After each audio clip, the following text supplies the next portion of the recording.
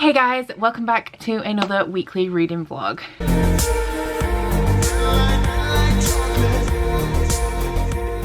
So today's Monday is the last day of the Easter bank holiday, so I am back at work tomorrow, which is unfortunate, but that is the way of life. And I've spent my last day off cleaning pretty much. I've done a whole lot of work in this room. So I've been doing some work in here. I still have a lot to do. I have like a whole ton here that you can't quite see, thankfully, that needs sorting out. But I've done really well. I've also taken the dog out, I've done some cooking, and I've done a lot of reading. I've already finished The Sun Is Also a Star by Nicola Yu, and I started this yesterday, and right at the end of last week's vlog I said how I was doing with it. So this is my last Bookopoly book for the month, or should I say my last mandatory Bookopoly book, because this month I made every Bookopoly prompt fit an owl's prompt, and there was 12 of them, but I only had to read 6 books. So this is the last one that I have to read, and for Bookopoly this fulfilled the challenge to read a contemporary or a romance, and for the owls this was the book for the astrology prompt, to read a book with star in the title. So this is a young adult contemporary that follows 2 teenagers. One of them is Korean American and he is on his way to a Yale interview, and the other girl is an illegal immigrant from Jamaica who is about to be deported at the end of the day back to Jamaica because the government has found out that her family are there illegally. So this takes place over one day, and it is essentially a romance. The 2 characters meet and there's a lot of talk about faith. The boy, Daniel, is a hopeless romantic and an aspiring poet, and the girl does not believe in love or fate at all, and everything she believes is very much rooted in scientific fact. I give this book 3 stars. I've literally just finished it, so I haven't read it yet, but I'm gonna give it 3 stars because I was really disinterested through the beginning of it. This is told in really short chapters. So there are sections like this where you have like 2 chapters across 2 pages. And while that obviously made for a very quick reading experience, because I've read this 350-page book pretty much in 2 sittings, it was also quite disjointed for a time as we kept jumping perspectives. You jump between Natasha and Daniel. And then some bits that I really enjoyed is that you also get the perspectives of other people who see them during that day. For example, the lawyer that is supposed to be helping Natasha revoke the deportation order, he has like a couple of chapters, and it just shows that everybody is going on with their own lives. So you'll read a book and you'll have your main characters, but side characters have things going on too, and you got a little bit of a view into their perspectives that I appreciated. However, I wasn't really enjoying this up until pretty much around page 275, and then I started to get the feels and I was just all emotional, and reading the last chapter, like the epilogue, just gave me chills. So it was going to be a 2-star read.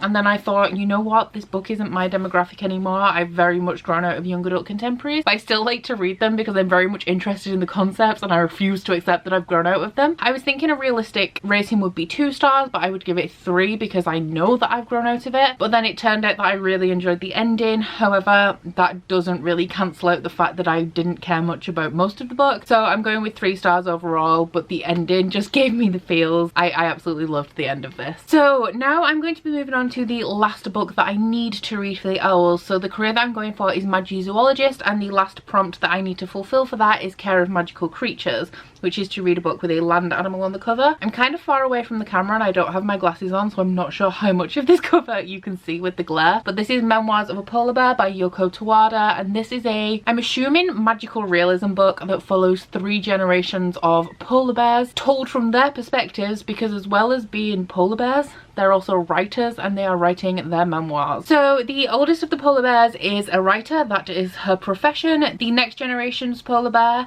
is a performer in the circus, and then the last generation is in the 21st century, and she was born in a zoo in Berlin. Not sure how I'm going to like this. There is another book by Yoko Tawada that I'm very interested in that I saw in Waterstones, but it was very short and very expensive. It was about £12 and it was only about 150 pages. So I looked at my library system to see if I could find that book, and they didn't have it, but they did have this. And I read the synopsis and I was like, you know what, that is so bizarre that I have to give this a try. So this is the book that I'm going to be starting next, but I'm not sure when I will be starting it because I'm working on a few orders. I've had a sale running over Easter bank holiday on my Candle website, and I have a few orders, but because of the bank holiday I've had a delay in the delivery of some of the supplies that I need, so I'm hoping they will arrive tomorrow. I'm just pretty much doing as much prep as I can before tomorrow and making a few body butters because I have enough supplies for those. I've also just imported all of the footage for last week's vlog, and I have around 40 minutes to go through, so that is going to be quite a slog, although I know I have quite a few montages and they don't take too long to edit, I guess. So I'm going to go do some editing and I'll check in with you guys when I've read some of this. Hey, so I have some Bookish mail to unbox. Now, I ordered these from Amazon Prime, because I need one of them for my Bookopoly TBR, and the other one I will tell you about when I open it. So one of these you're going to be more excited about than me, and the other one I'm going to be more excited about than you, but I don't know which is which, so we'll just open them. So package number one. Okay, this is the one that I'm more excited about. So I have the Lonely Planet Guide to Rome, because I am going to Rome. The other night, I think it was Monday night, me and my boyfriend booked a holiday to Rome. We are going at the end of August for a week. Now, the reason that we booked to go to Rome is because I have decided that I'm not going to BookCon this year. And the reason for that is that the closer we get to the actual dates for BookCon, the more expensive the holiday is getting. And my boyfriend and my best friend were going to go with me, but it kind of seemed a lot of money because the holiday was going to be overpriced, because the closer you get to the date the more expensive it's getting, for me to then just go to Book Expo and BookCon and kind of abandon them. So I'm pretty sure that I'm going to go to BookCon next year, but this year I am not going. So because of that, we instead decided that we are going to Rome this year. And whenever I go on holiday, I always buy the Lonely Planet Guide. I find them really handy. If there are any really good transport options for cities, they always have those in. They also have like the top destinations and sort of a breakdown of days. So if you're going for a short holiday, the things that you kind of want to pack in because you're not going to miss, and then if you are going to hit all the big things and have a little more time, they tell you all the other places you can go and the best prices if you have the most up-to-date one, and also the best places to eat. So I always get the Lonely Planet guides. I read them very slowly, so I'll probably start reading this now, and I usually finish them like on the plane to the destination. In the back as well, they also have some helpful phrases. I don't know a lot of Italian, I know a little bit, and even though in Paris you would expect everybody to speak English, I found out that knowing French was actually really helpful. My French is very basic. It's kind of enough that I can go on holiday to France and communicate what I want, but not enough to have like a conversation. So I'm very excited about this. I'm very excited to go to Rome. It's going to be really hot because we're going in August, but I didn't go on holiday at all last year because last year was a pretty bad year for me with everything that happened with my mum, so I'm excited to be going on holiday. And package number two. So in package number two, we have After Alice by Gregory Maguire. Now, if you watch my Bookopoly TBR, you will know that I pulled the community chest card to read the lowest rated book on my Goodreads TBR, which happened to be one that I didn't own, and it was After Alice by Gregory Maguire. Now, my relationship with Gregory Maguire is quite complicated. I really love the concepts of his books. He is the author of Wicked. He takes common fairy tales and children's stories and fills in really dark backstories for them. So I have read the first two books in the Wicked years, and I have also read, I think I read Confessions of an Ugly Stepsister, or was it Mirror Mirror? Either way, I find his concepts to be absolutely amazing. I love retellings and twisted fairy tales and things like that. I just don't love his writing style because it can be very dense to wade through. So this is a twist on Alice in Wonderland, as you can probably tell, and it follows a girl called Ada, who is briefly mentioned in Lewis Carroll's Alice's Adventures in Wonderland as being one of Alice's friends, and after Alice disappears down the rabbit hole, Ada goes to find her. So I Amazon Prime this to myself because this is the book that I'm picking up next, because that is where I'm up to in my Bookopoly TBR. I didn't want to buy it just for it to be sat on my shelves if I didn't progress this far through Bookopoly, so I waited for the last minute to purchase it. So for a reading update, I am currently on page 148 of Memoirs of a Polar Bear by Yoko Tawada, and I have to admit I'm not loving this. You guys may know that I have a complicated relationship with magical realism. I'm really bad at suspending my disbelief, so I often find that magical realism is really not for me because it centers pretty much on reality, but there is a magical twist, and there isn't often any logic to explain the twist. For example, there may be things like dream sequences or talking animals and they're just not explained.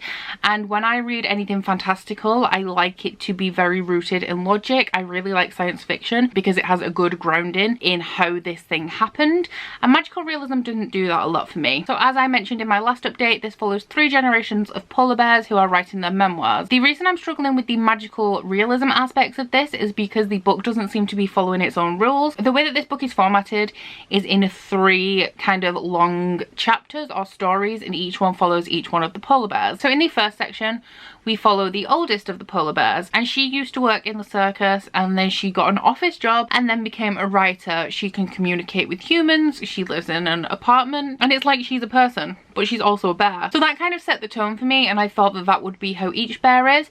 However, I am now nearly done with the second story, and this bear is very different. She is an actress, she's classically trained in ballet but can't get any work, and she has ended up being a circus performer. Now, there is a woman in the second story who is trying to train our polar bear, and this polar bear cannot talk and she cannot write like her mother did. Instead, she communicates with her handler in her dreams, and the woman is writing her life story for her. Now, something that I find interesting about this is that from the synopsis of this, I assumed that this would be the life stories of the polar bears, but it is more the process of them writing their actual life stories, and I find that it dips in and out of timelines really strangely. So there will be a short paragraph in the present time, and then we will go to the past, and then it just keeps dipping in between the past and present. It's very dreamlike, as magical realism often is. So I'm not enjoying that aspect of it because of my personal feelings towards magical realism. However, that being said, I really like Haruki Murakami, so I often forget or try out more magical realism, because even though I don't like the genre as a whole, I really like Haruki Murakami, so there must be something about magical realism that I like. The other reason that I'm not getting on with this is kind of another trait to do with magical realism. It is kind of assumed that you know the world or the setting because it is set in the real world. However, what I have discovered about Yoko Tawada as an author is that she grew up in Tokyo and then she moved to Germany, I think in the 80s, and this book is not translated from Japanese, it's translated from German, and these stories take place in Russia and in Germany from around, let's say, 1940, 1950 up until kind of present day, like the 21st century. I found with this book that it's kind of assumed that you know a little bit about communism and a little bit about socialism and the political climate of Russia at the time, and also the political climate of Germany, specifically Berlin, at the time that the Berlin Wall was up and when it was coming down, which I don't. I'm not great at history and I'm not great with geography. So that is something that I don't know a lot about, but I feel like if you do have a grasp of those topics, or at least know a little bit, then you will enjoy the setting of this book more than I am. So that's where I'm up to with this. I'm kind of reading a section a day, so I have about 20 pages of the second section left, and that's probably where I'll end it today, at page 165, and then I'll read the third section tomorrow, which is about 80 pages. So I'll probably check in with you tomorrow and give a final rating for this. So that's all I've got for you at this minute. I'm going to go and edit my video for tomorrow, which is a book haul, and then I'm going to get ready to go to yoga. So I'll check in with you when I've finished Memoirs of a Polar Bear.